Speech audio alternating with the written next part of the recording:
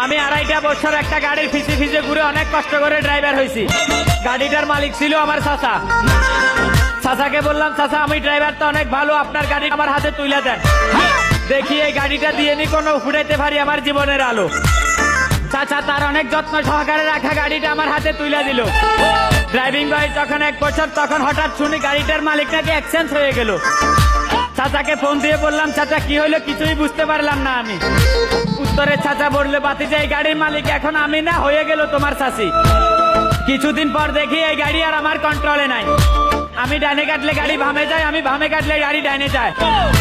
হঠাৎ একদিন আমার চাচি ফোন দিল, অর্থাৎ গাড়ির মালিক ফোন দিয়ে বলে, বাবা আমার গাড়িটা আমাকে দিয়ে দাও, তুমি অন্য চেষ্টা করো। জিজ্ঞাসা করলাম, কেন চাচি কি হলো? বললো, আমার এই গাড়ির দক্ষ ড্রাইভার চাই। গাড়ির মালিকের এই কথা শুনে আমার মনে হচ্ছিল সেদিন আমার দেহ থেকে আত্মাটা বেরিয়ে গেল।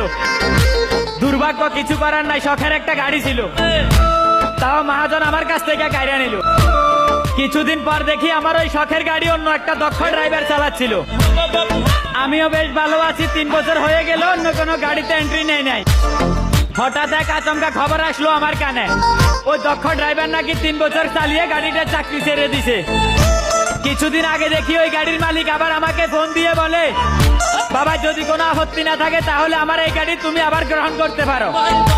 জবাবে তাকে শুধু একটা কথাই বললাম, আমার বাবার আদেশ মায়ের শিক্ষা, প্রয়োজনে ভিক্ষা করে খাবি, তবুও একবার যেখানে অপমানিত হবি দ্বিতীয়বার সেখানে এন্ট্রি নিবি না।